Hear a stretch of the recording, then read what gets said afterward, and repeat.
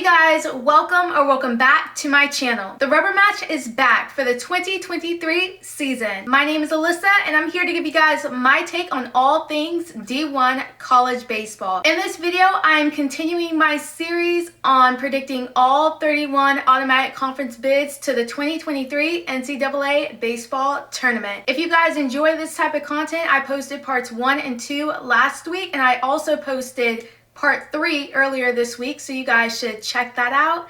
And without further ado, let's get into the video. For new fans of college baseball or those who just need a refresher, the NCAA D1 Baseball Tournament consists of 64 teams, 31 of which receive automatic bids by winning their conference tournament or finishing first in their conference during the regular season. The 6 conferences being discussed today consist of the Ivy League, Horizon, Big East, SoCon, West Coast Conference, and the ACC. The first conference being discussed today is the Ivy League. The Ivy League Conference consists of 8 programs: UPenn, Columbia, Dartmouth, Yale, Harvard, Brown, Cornell, and Princeton. The regular season conference champs were UPenn. They had an overall record of 33-15 and an Ivy League record of 17-4. They went 1-2 in the conference tournament, losing to Columbia in the final series. Key players returning are Wyatt Hensler, Jackson Apple, and Owen Cody. The conference tournament champs were Columbia. They had an overall record of 32-18 and a conference record of 17-4. They went 2-2 in the NCAA tournament in the Blacksburg Regional, losing to Gonzaga and Virginia Tech. Key players returning include Cole Haig, Hayden Scott, and Anto Lazitz. When it comes to the Ivy League, I have UPenn winning both the regular season and conference tournament championship. I feel like in 2023, UPenn and Columbia, those will be the 2 top teams in the Ivy League again. They had identical conference records with both of them getting 17-4. The way the Ivy League conference tournament is set up, they have their top 2 teams in the conference playing in a best of 3 series, and that is how UPenn lost, and they lost out on an opportunity to get into that tournament. I feel like it will still go to a game 3, and I think it's going to be between Columbia and UPenn, but I see UPenn winning that regular season like they did last year, and then also taking 2 or 3 from that championship series. The second conference being discussed today is the Horizon League. It consists of 6 programs: Wright State, Oakland, Purdue-Fort Wayne, Youngstown State, Northern Kentucky, and Milwaukee. The University of Illinois Chicago left the Horizon League for the Missouri Valley Conference.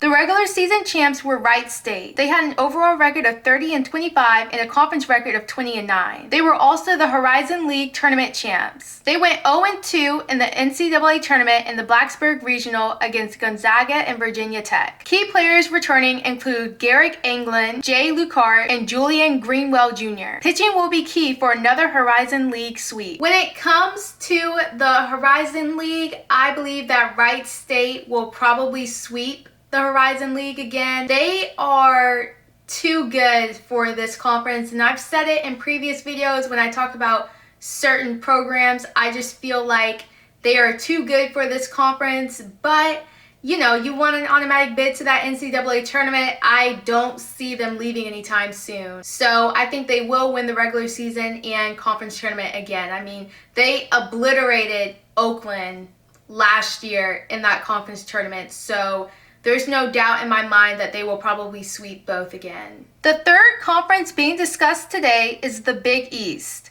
The Big East Conference consists of 8 programs: UConn, Creighton, Xavier, Georgetown, Villanova, St. John's, Seton Hall, and Butler. The regular season champs were UConn. They had an overall record of 50-16 and a conference record of 16-5. They also won the Big East tournament. They finished 1-2 in the Palo Alto Super Regional against Stanford. Key players returning include Ben Huber, David Smith, and Ian Cook. This entire weekend rotation needs to be replenished in 2023. A contender for the Big East is Xavier. They made it all the way to the conference tournament championship after losing in the first round. When it comes to the Big East Conference, I believe that the regular season champions will be UConn. I feel like they have the strongest team by far in the Big East, coming back for the 2023 season. So I think that they win the conference with ease. But when it comes to the conference tournament,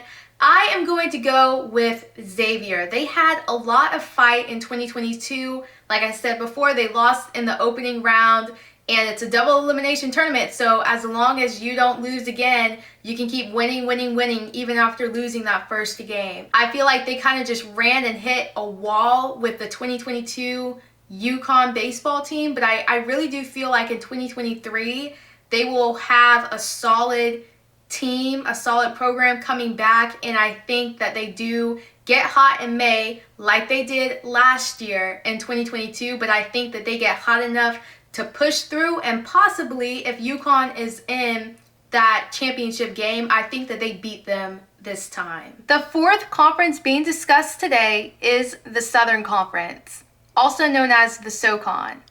The SoCon consists of 8 programs: Wofford, Mercer, Samford, East Tennessee State, UNCG, Western Carolina, VMI, and the Citadel. The regular season conference champs were Wofford. They had an overall record of 42-16 and a conference record of 16-4. They had a notable series win against Dallas Baptist. They finished 2-2 in the conference tournament, losing to UNCG in the tournament championship. Key players returning include Ryan Galaney, Trey Younger, and Matthew Markle. They will need guys to step up in the lineup and the bullpen for a second straight regular season title. The conference champs were UNC Greensboro. They had an overall record of 34-30 and a conference record of 12-9. They were tied for second in the SoCon and outscored the regular season champs Wofford 32-4 in the SoCon tournament. They finished 0-2 in the NCAA tournament in the Statesboro Regional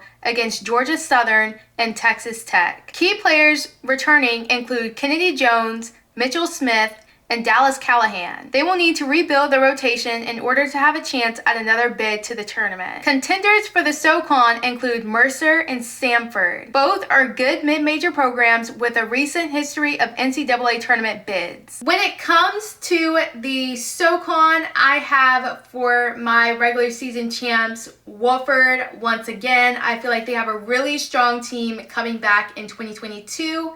And as it pertains to the SoCon Conference Tournament, I am not going to go with Wofford. I do not believe that they will redeem themselves from that 2022 debacle where they were just completely blown out and outscored by UNC Greensboro.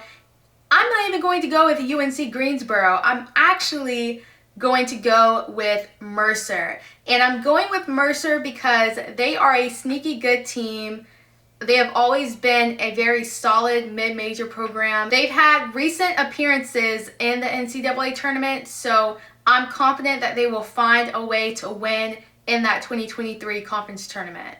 The fifth conference being discussed today is the West Coast Conference. The West Coast Conference consists of 10 programs: Gonzaga, San Diego, Portland, BYU, San Francisco, LMU, Pepperdine, Santa Clara, St. Mary's, and Pacific. The regular season conference champions were Gonzaga. They had an overall record of 37-19 and a conference record of 20-7. They went 1-2 in the conference tournament, losing in the conference championship game. Key players returning include Cade McGee, Enzo Apodaca, and Owen Wild. The conference tournament champs were San Diego. They had an overall record of 37-20 and a conference record of 17-10. They finished 1-2 in the Corvallis Regional against Vanderbilt and Oregon State. Key players returning include Kevin Sim, Jack Costello, and Ivan Romero. Contenders for the West Coast Conference include BYU and Portland. When it comes to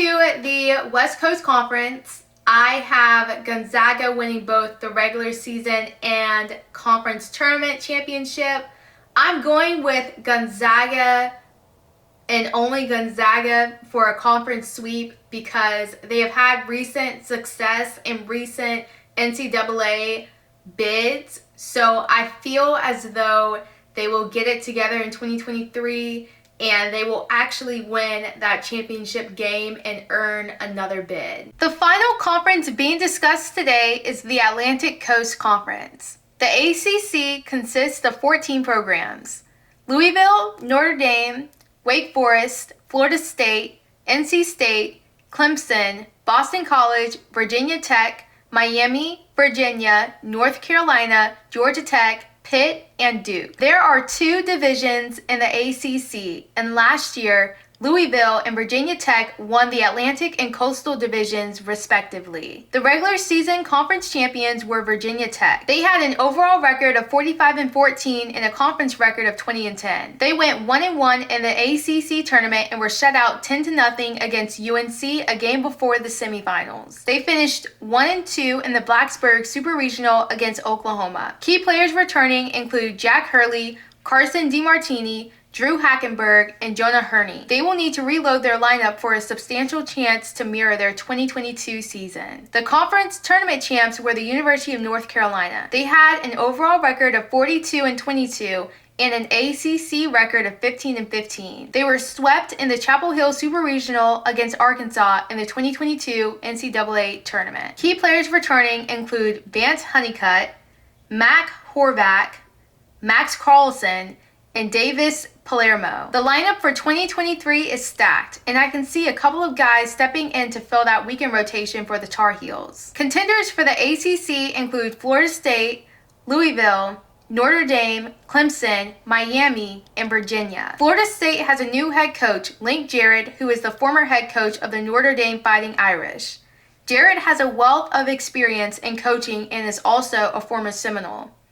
Newcomers to the FSU program are more than ready for the ACC. Louisville won their division last year, and they have the tools necessary to dominate the ACC Atlantic and conference as a whole. After the departure of Jarrett to FSU, Notre Dame welcomes a new head coach, Sean Stifler, former head coach for VCU, into the program. Stifler transformed VCU's baseball program, and with the assistance of graduate students like Carter Putz, they are sure to stay in contention for the ACC title. Clemson has also gotten a new head coach, Eric Bakich, former Michigan head coach. He is back in his old stomping grounds and is ready to rebuild this Clemson program. Miami was a national seed last year in the NCAA tournament, and preseason All-American Yohani Morales is back for his junior year. Virginia is a staple in the ACC and college baseball as a whole. The Cavaliers took a recent trip to Omaha back in 2021 and are looking for an ACC title with Jake Joloff leading the way. When it comes to the ACC, I have Louisville taking that regular season title. They were just a hair behind